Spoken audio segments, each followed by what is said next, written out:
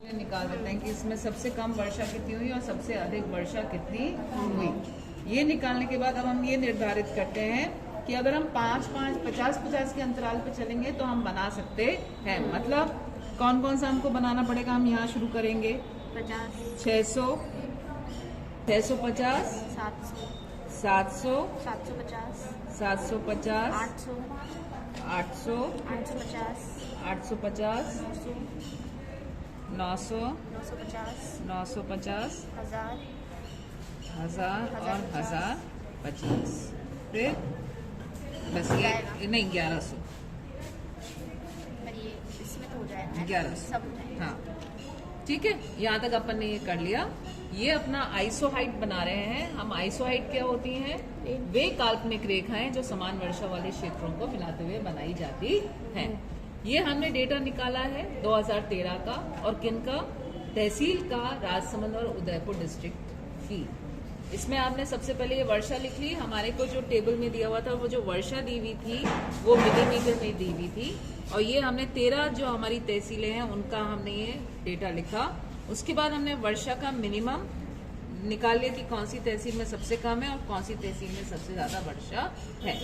अब नेक्स्ट काम हमको क्या करना है कि हमको यहाँ पे ये जो हमारा पॉलिटिकल मैप है जो हमने बना लिया है उदयपुर और राजसमंद का, इसमें हमको सारी तहसीलों के नाम, जो स्टेशन है उनके, जो मेन सेंटर्स है उनके नाम, पॉइंट्स लगा देने हैं। और उनपे उनको, जैसे भीम है, भीम का पॉइंट लगा दिया, देवगढ़ का लगा दिया, आमेट का लगा दिया, राजसमंद का लगा दिया, ये लगा दिया। साथ ही साथ हमको इन सब की वर्षा भी लिखनी है। जैसे यहाँ है 929 राजसमंद, तो यहाँ हमको 929 वर्षा लिखनी है। ठीक है, कुंभलगढ़ है, जैसे अब कुंभलगढ़ है आपका, यहाँ पे आपको वर्षा लिखनी है 108 और 2। यहाँ पे फिर रेल मगरा है, रेल मगरा का आपका यहाँ वर्षा लिखनी है 734। उसके बाद आपका आमेट आया, यहाँ पे आपका है 727। उसके बाद है देवगढ़, देवगढ़ का है 706। उसके बाद है भीम, भीम का है 616। फिर उदयपुर के आते हैं। अब ये जो है अपन ने बनाई, ये डिस्ट्रिक्ट बाउंड्री अपन ने बना दी, बिल्कुल सही है। अब यहाँ पे तहसील बाउंड्री भी डॉट डॉट से बनाई हमने, ये बिल्कुल सही है। अब यहाँ पे उदयपुर, उदयपुर का यहाँ हम वर्षा लिखेंगे 817। और फिर है झाड़ोल, झाड़ोल में वर्षा लिखेंगे हम 1, 1, 6 और 3।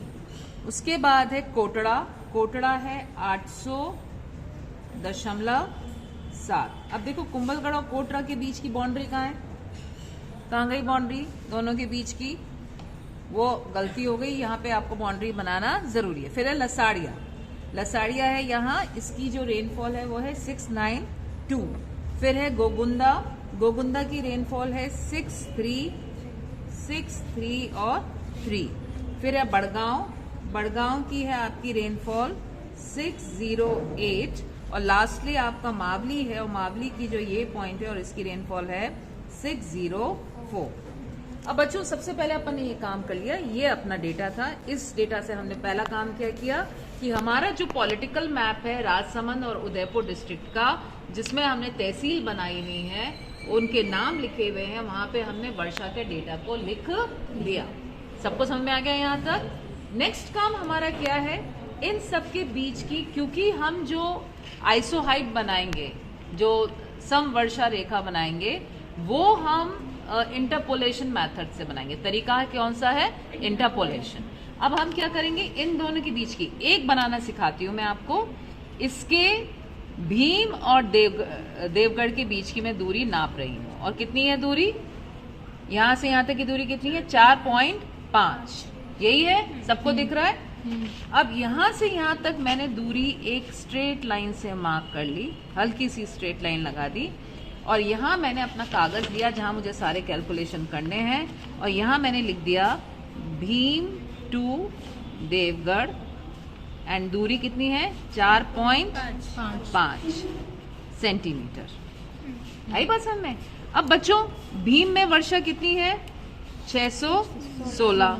देवगढ़ में वर्षा कितनी है? 706। यहाँ तक समझ में आया सबको? पहले मैंने क्या किया, भीम से देवगढ़ की दूरी को नाप लिया, फिर मैंने क्या किया, देखा कि देवगढ़ और भीम की जो वर्षा है वो कितनी है। अब मैं इन दोनों का अंतर निकालूंगी। मैं इन दोनों का क्या निकालूंगी? अंतर। मतलब 706 में से मैंने अगर इसको माइनस किया तो यहाँ आप देखेंगे कि ये आया 90। हम प्लस माइनस नहीं लेंगे, उसको अवॉइड करेंगे। 90 आया। दोनों का बीच का अंतर कितना आया? 90। अब मैं यहाँ लिख लूंगी कि ये जो अंतर है, मैं जब इसमें से इसको माइनस करती हूँ तो 90 मिलीमीटर का अंतर, ये जो अंतर है यहाँ पे, ये 90 मिलीमीटर का